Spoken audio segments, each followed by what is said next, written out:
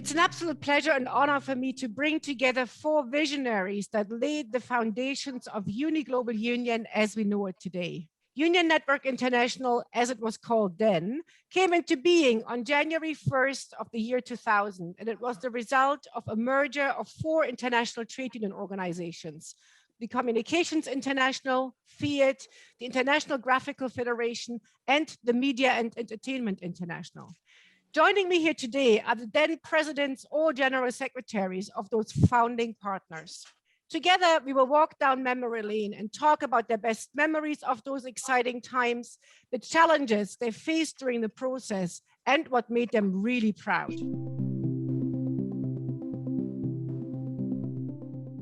There were lots of memories, but perhaps the one that sticks in my mind most was in 1997, just after our Congress in Montreal, where Communications International decided to merge with the graphical workers and May.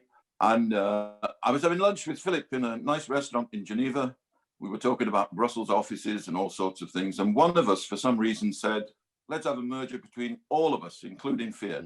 And the other one, whichever one of it was, said, yeah, that's a good idea. And from then on, we lived on adrenaline, basically, for the next 2 years. It was all very exciting after that. Yeah. But that was the key moment for me.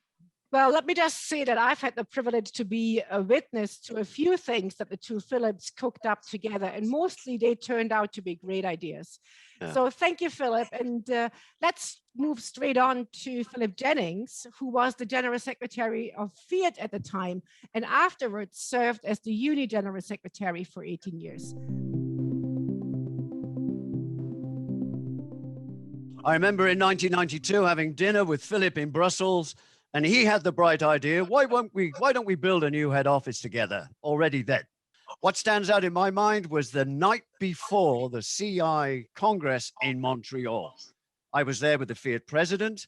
I was there with the inner circle of the Communications International. I was about to address the Congress the following morning, and Philip turned around and said, I would like you to introduce the idea to the Congress that we're going to do something new and different. I went back to the room.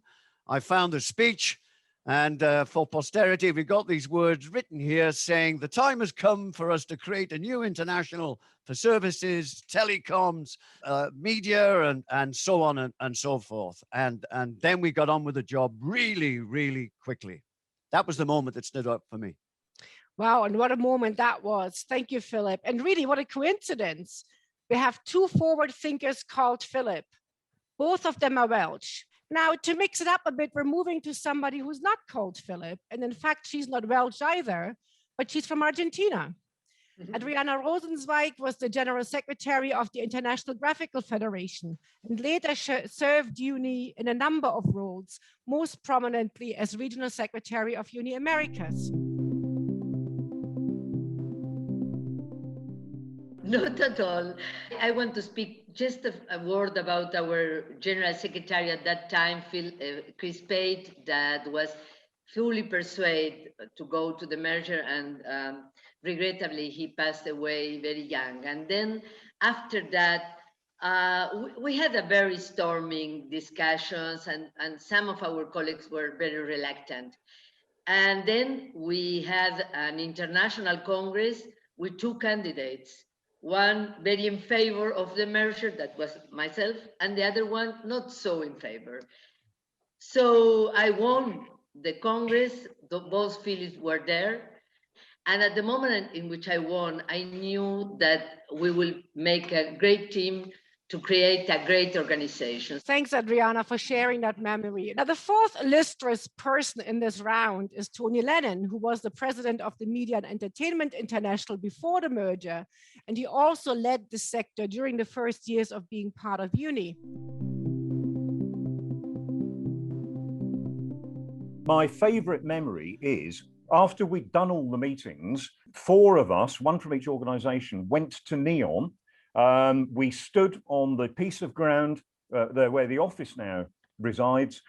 Each of us had a shovel and a hard hat for that great photo opportunity.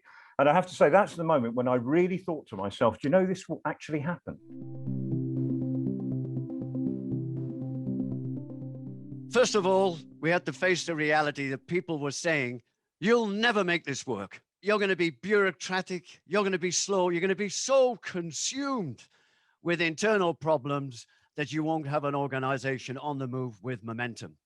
And we were very conscious of this. So right from the beginning, we said, this is something new, that we were a new international for a new millennium, and that we were going to do things differently. To face the bureaucratic argument, we said that any solidarity action had to be responded to in 24 hours, which was seen as difficult to achieve, but we actually did it. We stressed results from the get-go. Before the first World Executive had met in Edinburgh that summer, we signed our first global framework agreement. I think it was with Telefonica. And it was this sense of momentum which carried the organization forward. And we had a kind of an internal rule that we wouldn't be looking backwards over our shoulders saying, we used to do it this way. When that was said in a meeting, there was a point of order called. And I think this all helped build a sense of team spirit and always being on the front foot. That, I guess, was a really important rule that you introduced there, ensuring that all the staff focused on the new organization rather than looking back at things that were no longer. And Adriana, the IGF was one of the smaller merger partners. It was difficult. We were scared of losing our soul, you know. We were not only one of the smaller, but also the single one that was a blue-collar organization. And Philip was so tall and I was so small, you know. So every time that I have to speak to him, I have to make that like that, you know. That was a real obstacle. But even if it was difficult, the vision was so strong in terms of the need of an organization like UNI at the world level, that was even more clear for us that we can really solve all the problems.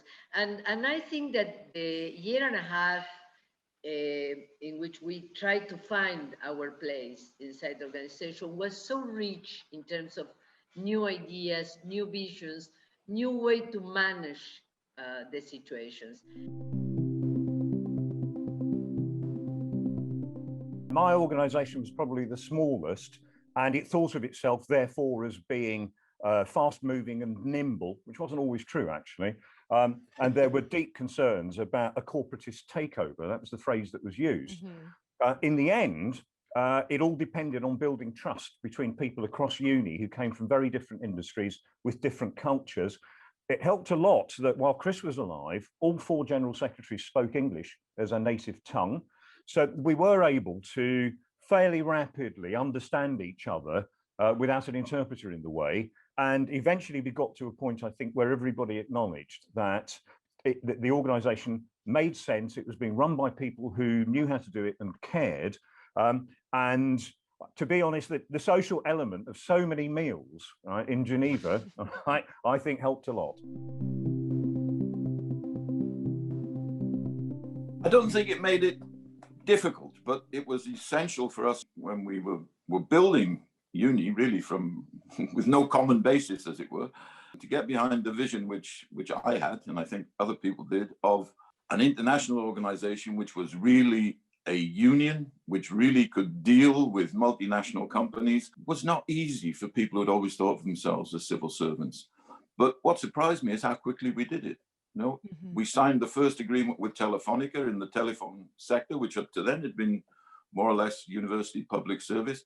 And from there on, we built on that. And so it was difficult, but I think we succeeded pretty well. You can see that you were really determined to make this happen, and you did succeed. I distinctly remember effectively our founding conference in East Berlin. It wasn't East Berlin by then because, of course, the country was united. It was in a gigantic hotel where actually we could have spent the whole week without even going out through the front door. Everything was there. I made a point of going out with a Canadian colleague, and we were adopted by the proprietor of a local bar, who was a woman, who kept feeding us schnapps, even though neither of us drank spirits. But I'll never forget sitting on the platform of that conference and looking round at this enormous conference room full of trade unionists from around the world. And I realized, you know, this is probably the biggest trade union meeting I've ever spoken at. The one which I always remember with a smile was the point where we got to sign an agreement with Quebeco. It was very important for us because it meant that we were, for the first time, going outside the sectors which we'd got agreements in before. It meant for the first time we were in the graphical sector. For the first time, we were organizing a company from North America instead of a European company. The first meeting we had with Quebeco, the vice president, Julie Tremblay, looked at me and said, I don't want any legally binding agreements. I said to her, Julia, don't you worry. I don't like lawyers. We're not going to have any lawyer anywhere near this. We will negotiate it. And when I stopped, she looked up and said, Philip, I'm a lawyer. Well, that was bad enough, but she remembered this for the next 2 years of negotiations. And finally, after another 2 years, we sat down in, I think it was Barcelona, somewhere in Spain, with a press conference to launch this signing of the agreement with Quebeco. And there were a host of photographers there. The lights were flashing and there were 4 or 5 of us at this table.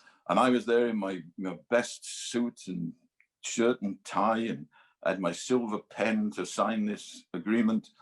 And Julie Tremblay turned to me and she said, Philip, you look just like a lawyer. I think that has always stayed with me. It was a great moment. Yeah, we have to have some fun in the work that we're doing as well, right? Was the point in which we really finished with all the disappointment inside the graphical sector. We create an alliance that involved all the Americas and Europe and even India. With that, we really started to be completely involved as one of the founding partners. But I think that at that moment, all our colleagues really realized the importance of the creation of UNI.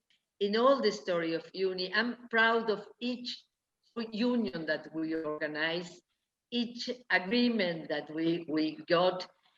We recreate this sense of unity, alliances in many parts of the world. So let's finish with this little conversation with Philip Jennings.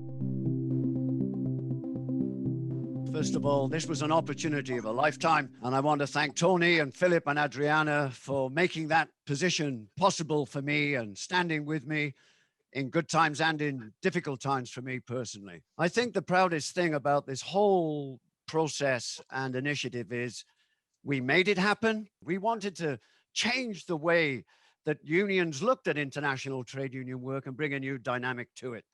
Just a couple of examples. Organizing the Breaking Through project. I don't know any organization that has so many organizing projects in so many different countries in the world. We went to Nagasaki, where the nuclear bomb was exploded. 10 years after our Nagasaki Congress, we now have a global treaty which makes nuclear weapons illegal. The stand that our women's members took against violence and sexual harassment. And then years later, we have a new ILO convention. Supply chain, Alka, you were there on the front line, the Rana Plaza tragedy, the loss of lives. You and Christy together transformed how the world looks at supply chains. Having also the courage to change course, to go from Union Network International into UNI Global Union with the Breaking Through Congress in 2010. I am so proud that we now have the World Players Association as a sector of UNI. This wasn't on the horizon in the year 2000, and we now have all those union powerhouses in membership of UNI, 85,000 professional athletes. The one that wrenches the most, the meeting Leonid is his mother and father to express my condolences. And then having Kath Radder, who was a Rivonia trialist, spent all those years on Robben Island in prison, and he came to our Congress in Cape Town. And it was one of those magical moments in anybody's lives that could witness this moment when he turned around and he looked at the audience and he said, when I see this world before me, when I see these faces before me, I know that our sacrifice and our struggle was worthwhile. Thank you. We can all hear, we can all see how this was a very, very emotional moment for you. And I would like to thank you all for sharing your memories and your thoughts on UNI's beginnings and coming of age. UNI, as we know it, would not exist without the hard work that all of you put in. Thank you, Adriana. Thank you, Tony. Thank you to both Philips for your perseverance, for your passion, and for your foresight. Long live UNI.